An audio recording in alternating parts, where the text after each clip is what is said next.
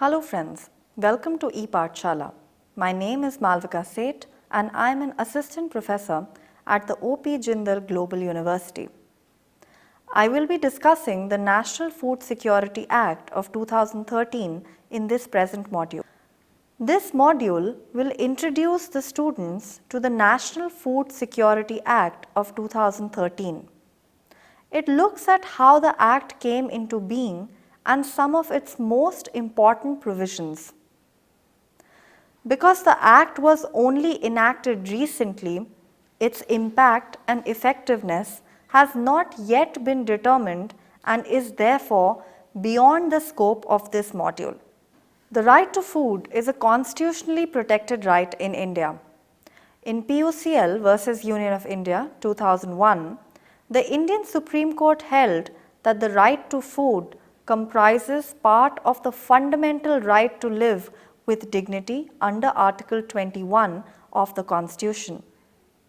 In 2013, the Indian Parliament followed the Supreme Court's lead and enacted comprehensive legislation to ensure that the right to food is fully realized and implemented. The expected learning outcomes of this module are as follows. After completing this module, students should know and understand: first, the origins of the National Food Security Act 2013. Second, the major schemes outlined in the Act. Third, how the Act divides responsibility between central and state governments. And fourth, the Act's monitoring and grievance redressal mechanisms. The first part of the module discusses the origins of the National Food Security Act of 2013. The National Food Security Act, hereinafter referred as Act, can be traced back to the Supreme Court's 2001 decision in PUCL versus Union of India. This case was filed by an NGO on behalf of famine victims in 6 Indian states. It accused the governments of those states, the Government of India and the Food Corporation of India of violating the fundamental rights to the famine victims. While the right to food is not explicitly enumerated as a fundamental right in the Indian Constitution, the petitioners argued that adequate food is necessary to live with dignity. They relied on past Supreme Court jurisprudence that had recognized that the right to live in Article 21 of the Constitution protected a broader right to live with dignity for all Indian citizens. On November 28, 2001, the court passed an order in favor of the petitioners. It held that the right to food is a fundamental right under Article 21 and directed the respondents to enact a range of schemes related to food production and distribution. The PUCL litigation remains open today as the court has passed more than 50 interim orders on a range of food-related and other socio-economic issues. A right to food campaign has built up around this case and has played an important role not only in keeping the litigation going, but advocating for a legislative act to fully realize the right to food. The possibility of a Food Security Act came to national prominence in 2009. In 2004, the United Progressive Alliance, or the UPA, led by the Indian National Congress, or the INC, won a majority in the Indian Parliament after the general elections. To help secure their re-election in 2009, the UPA's electoral mandate included a comprehensive food security bill. The proposal for the bill was supported by the National Advisory Council and the Right to Food campaign. This proposed bill would include universal or near universal coverage of the population to minimize the exclusion of the needy. The continuation of an in-kind transfer system like the public distribution system and auxiliary support programs for pregnant women, the destitute and the homeless. Summing up the UPA position, Congress Party President Sonia Gandhi stated, in quote, "The question is not whether we have enough resources or not, or whether it benefits farmers or not. We have to arrange resources for it. We have to do it." Quotes closed. The UPA retained parliamentary control in 2009 and followed through on their electoral promise to enact a National Food Security Act. The Bharatiya Janata Party, BJP, opposed the National Food Security Bill but ultimately voted in favor of its enactment. In the build-up to the vote, BJP leaders voiced several practical concerns with the bill. Murli Manohar Joshi led the opposition's argument, stating that the bill was not a significant improvement over existing benefits. The essence of the opposition position concerned the methods proposed in the bill to provide for food subsidies. Mr. Yashwant Sinha said that the bill was against the interests of the farmers because it could lead to round-tripping of grains. He further stated, in quotes, "If we push so much grain into the market, it will find its way back into the system." Quotes closed. Another BJP leader, Nitin Gadkari, highlighted possible issues with implementation. He noted that the eligibility criteria set forth in the bill was not clear and could lead to anomalies in implementation. The second part of the module discusses the National Food Security Act 2013 and its major schemes. The National Food Security Act came into force on 10th September 2013. The legislation provides for food and nutritional security to ensure access to adequate quantity of quality food at affordable prices. Building on the PUCL versus Union of India case, the Act declares that such access is for people to live a life with dignity. It therefore acknowledges that the right to food is a part of the right to life. The Act is divided into 13 chapters that not only provide for reforms in the existing government schemes, but also introduce new measures to progressively realize the right to food in India. Chapter 2 of the Act covers entitlements to eligible and priority households. The scope of eligible households is vast. They constitute 50% of the urban population and 75% of the rural population of India.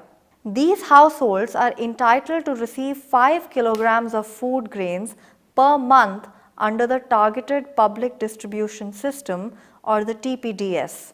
Certain households are entitled to receive 35 kilograms of food grains per month at a subsidy under the Antyodaya Ann Yojana or the AAY scheme.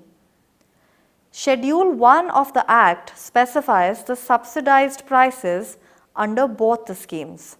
Chapter 5 of the Act focuses on the reforms to the TPDS. These include doorstep delivery of food grains to TPDS shops, computerized record keeping, and the use of Aadhaar cards to ensure greater transparency throughout the system.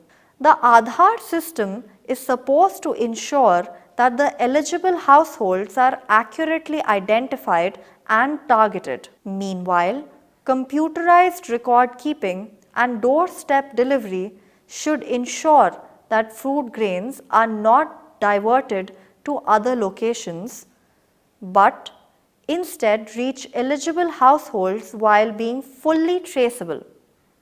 Chapter 11 of the Act seeks to improve the transparency and accountability of the TPDS. It provides for periodic audits of fair price shops as well as that all records are accessible to the public.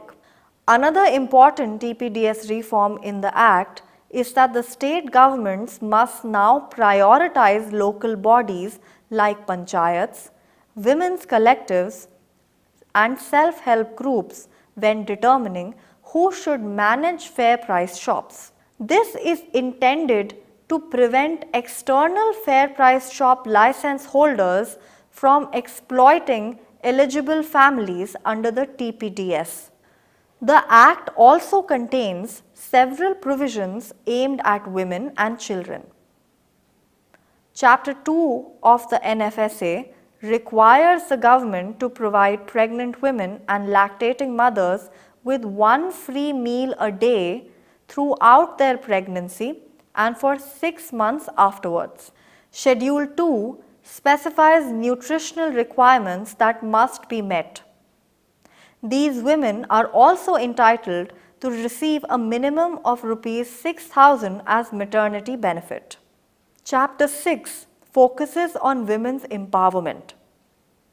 It provides that the state shall consider the oldest woman in every eligible household over 18 years of age as the head of the household when issuing ration cards. If the oldest woman is under 18 years of age, the Act provides that the oldest man shall be considered the head of the household until the woman turns 18. By placing women in positions of responsibility, the Act aims to empower women and to make them less vulnerable to exploitation. The provisions targeting pregnant women and lactating mothers should also ensure that they receive adequate nutrition, even if they are not eligible to receive subsidized food grains under the TPDS. With respect to children, Chapter 2 of the Act provides all children up to the age of 14 with a free midday meal under the midday meal scheme. This has to be disbursed every day with a special emphasis on children between 6 months and 6 years of age who are entitled to a free daily meal through their local Anganwadi. Schedule 2 of the Act also specifies the nutritional standards these meals must meet. State governments are responsible for identifying malnourished children and providing them with free meals through the local Anganwadis. Schedule 2 of the Act prescribes nutritional standards for children, pregnant women, and lactating mothers. The standards are consistent with the midday meal scheme and the integrated child development scheme for children between 6 months and 6 years of age. The schedule also sets forth the nutritional standards that the take-home rations or hot-cooked meals must meet. Schedule 2 requires the meals to be given to children to contain 450 to 700 calories and 12 to 20 grams of protein. Malnourished children are to receive meals that contain 800 calories and 20 to 25 grams of protein. Pregnant women and lactating mothers meals must contain 600 calories and 18 to 20 grams of protein. The third part of the module discusses the division of responsibilities and monitoring and grievance redressal mechanisms. In this part, let us first consider the central and the state government responsibilities. The National Food Security Act of 2013 clearly divides responsibility between central and state governments. Both are given specific responsibilities with respect to implementing the different provisions of the Act and realizing the right to food. State governments are responsible for implementing children's and women's entitlements under Section 4, 5 and 6 of the Act. The central government is responsible for prescribing guidelines relating to the implementation of these schemes, and it also has the power to devise a cost sharing mechanism to realize these entitlements. The Act also divides responsibility between the central and the state governments for food grain distribution to priority households. This is set forth in Chapter 4. State governments are responsible for identifying eligible households under both the TPDS and the AAY scheme. The central government is responsible for calculating the number of eligible people under the schemes in the urban and rural areas in each state and allocating food grains to those states accordingly. Thus, the Act is organized in a federal manner in which the powers of the state governments are subject to central government guidelines. The next point of discussion is the monitoring and grievance redressal mechanisms. The Act contains both monitoring and grievance redressal mechanisms. To ensure that the TDPS remains transparent and all actors are held accountable, state governments are required to set up vigilance committees at different levels. These committees must ensure that the local population is represented. They oversee the local implementation of the TDPS and report violations to the prescribed authorities. The responsibility for setting up internal grievance mechanisms lies entirely with the state governments. Under Chapter 7 of the Act, they must appoint district grievance redressal officers that are responsible for resolving disputes regarding food grain distribution and enforcing the various entitlements prescribed in Chapter 2. State governments are also required to establish state food commissions. The commissions must consist of 7 members, with at least 2 women and 2 members belonging to scheduled castes and scheduled tribes to ensure varied representation. The State Food Commission is responsible for overseeing implementation of the Act. It is empowered to respond to complaints and undertake inquiries regarding violations of Chapter 2 of the Act. It also acts as an appellate body that hears appeals against the orders of the District Grievance Redressal Officer and as an advisory institution to the state government, its agencies and NGOs that work on the right to food. The State Food Commission is granted all the powers of a civil court while hearing appeals and undertaking inquiries on violations. It is therefore designed to be a robust and effective grievance redressal mechanism. In the end, to conclude, let us recap the important points of the module. The right to food has been constitutionally protected fundamental right for more than a decade. On November 28, 2001, in PUCL versus Union of India, the Supreme Court issued an interim order that declared the right to food part of the broader right to live with dignity enshrined in Article 21 of the Constitution. Thereafter, a right to food campaign emerged that not only pursued further litigation but also advocated for comprehensive legislation on the right to food. The ruling UPA coalition, led by Congress Party, included food security legislation as part of their electoral mandate before the 2009 general elections.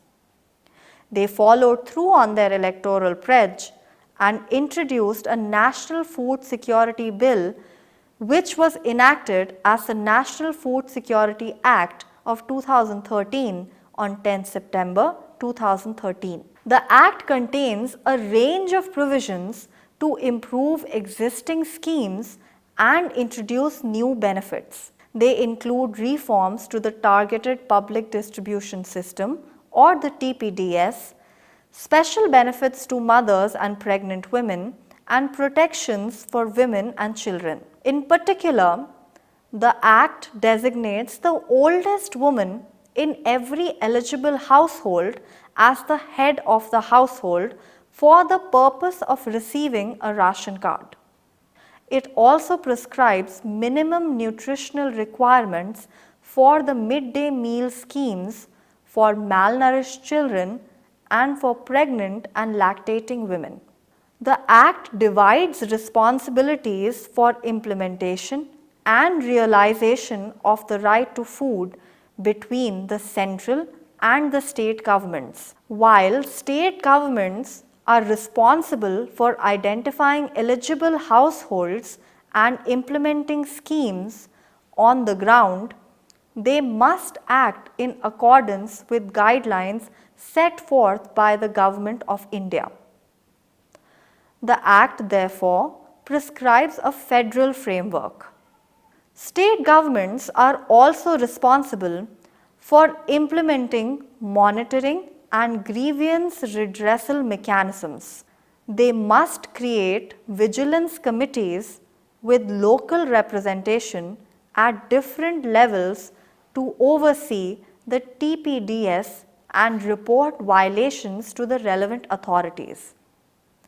They must also appoint district grievance redressal officers that are responsible for resolving disputes regarding food grain distribution and enforcing various entitlements. State governments are also responsible for establishing state food commissions that have all the powers of civil courts and are entrusted with hearing complaints and undertaking investigations of possible violations of the Act.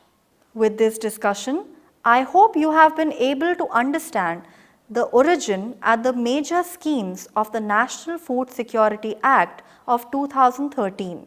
For further learning, you are requested to refer to the e-text and self-assessment resources. Thank you for listening.